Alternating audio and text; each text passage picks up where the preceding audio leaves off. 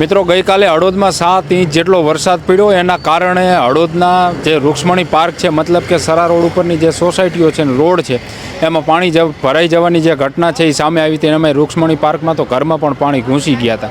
આનું મુખ્ય કારણ એ હતું કે જે પાણીનું વહેણ હતું એ ઘણી જગ્યાએ ત્યાં આગળ બેઠા નાલા બનાવી નાખવામાં આવ્યા અને પાણીનું જે વહેણ હતું ત્યાં આગળ પાણી જેટલા પ્રમાણમાં જઈ શકે એટલા પ્રમાણમાં ન જઈ શક્યું.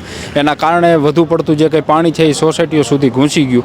આ ઘટનામાં જે છે એ પાલિકા તંત્ર પણ હરકતમાં આવ્યું છે અને અત્યારે જે જગ્યાએ હાંકડા નાળા બનાવી નાખ્યા છે મતલબ નાના તો એને તોડવાની કામગીરી ચાલુ છે. ચીફ ઓફિસર આપણી સાથે છે, થોડી વાત કરી.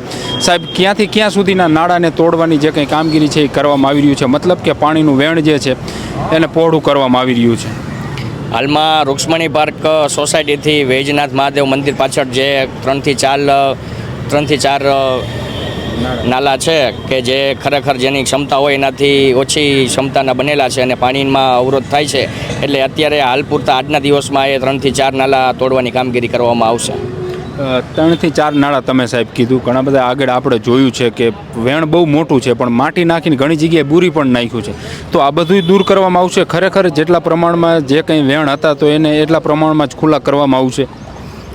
હાલના દિવસમાં આજના દિવસમાં નાલા તોડવાની કામગીરી કરવામાં આવશે. ત્યારબાદ જ્યારે આમાંથી વેણમાંથી પાણી ઓછું થાય ત્યારે વેણ જો ઊંડું કરવાની શક્યતા હોય તો તે ઊંડું કરવાની પણ કામગીરી નગરપાલિકા દ્વારા આગામી સમયમાં હાથ ધરવામાં આવશે. એની સાથે સાહેબ અન્ય કોઈ વિસ્તારોમાં પાણી ભરાઈ જવાની એની ઘટના, કારણ કે ગઈકાલે એક જ સાથે આટલો વરસાદ પડ્યો એટલે બીજા કોઈ વિસ્તારોમાં આવી સમસ્યા હતી કંઈ કે હજી છે? આ રૂક્ષ્મણી પાર્ક સિવાય એક શ્રીજીનગર સોસાયટી છે મોરબી ચોકડીથી આગળ, ત્યાં પાણી ભરવાની સમસ્યા હતી.